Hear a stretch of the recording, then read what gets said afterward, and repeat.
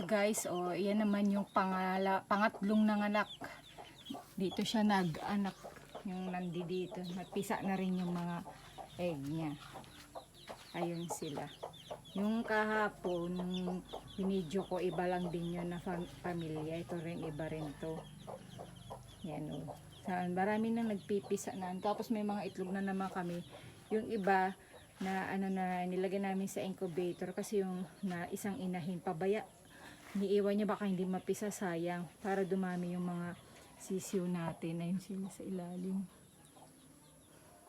Hindi tayo masyadong lumalapit kasi masyado silang protective sa mga anak nila. Akala nila sasaktan natin. Nasaan na kaya yun sila? Doon sila sa likod. Ayun, naghahanap sila ng pagkain. Magastos kasi yan. Pag nakakulong, ang gastos nila sa tubong, sa feeds ba. Kaya, pinakakawalan silang lahat. Mainit ang panahon ngayon. Ayan siya guys. Ayan yung manok natin. Doon mo agad tinali sa may ano yung isang kambing. Nasa loob. Ayan sila guys. Ang galing. Dadami yung mga sisiw natin.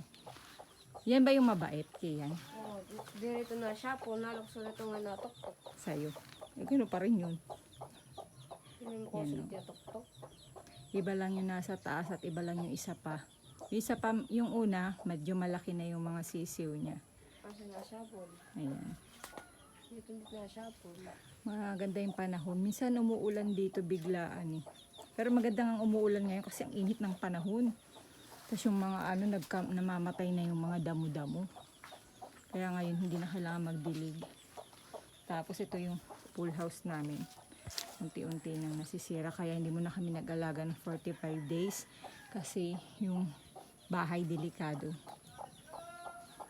Kailangan mo na siyang masira. Ginagawa namin yan yung sungo or yung pinanggagatong namin kapag nag-ano kami ng uling. Ay wala kaming uling, yan yung kahoy ginagamit namin para makatipid sa gas. Inuunti-unti namin.